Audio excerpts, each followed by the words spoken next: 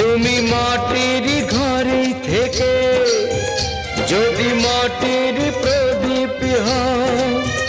বা ময়ূর মহল জুড়ে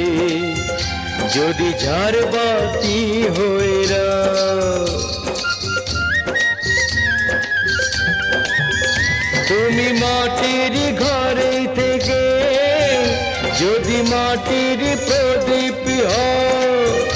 বা ময়ূর মহল জুড়ে যদি ঝাড়বাতি হয়ে রাও, তবু ছড়াতে গেলে